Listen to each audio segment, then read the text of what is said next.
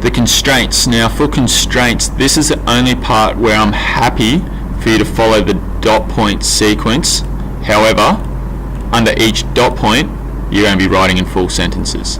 So the constraints and the importance of having constraints and you identifying constraints is, if you think back to last lesson that I had you in the theory room, I was saying if you were going to build this and or come up with the folio to give to a potential investor, you'd want to be outlining all the limitations and constraints that you'd be working within.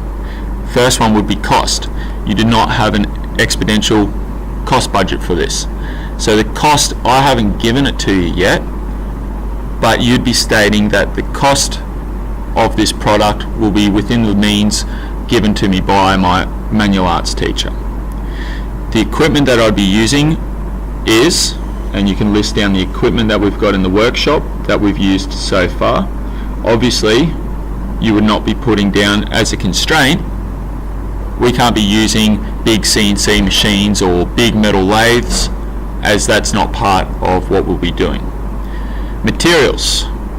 The materials that we'll be using are, you'll be using sheet metal. I'll be saying 0.4 or 0.5 millimeter zinc anneal sheet metal. Obviously, why would materials be a constraint? We're doing metal work. We're not going to be using timber for this. Production quality.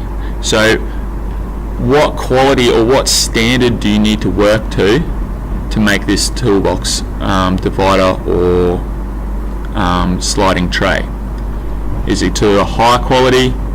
What are the constraints there? Production techniques, so how are you going to actually make your compartment? Safety, what safety constraints do you need to think of? What personal protective equipment do you need to use? And you can also, to beef it up that little bit more, state why would you need to wear safety glasses? Why do you need to wear full leather enclosed shoes? Size, the size component here, if you scroll right down to the bottom or flip over to the back of your booklet, I've included the plan which has the sizes of your toolbox. You cannot make a compartment bigger than that, so the sizes are going to be a massive constraint that you have to work within. You can be listing down the sizes based off the plan. Time, we've been through that. You should now know when it's due.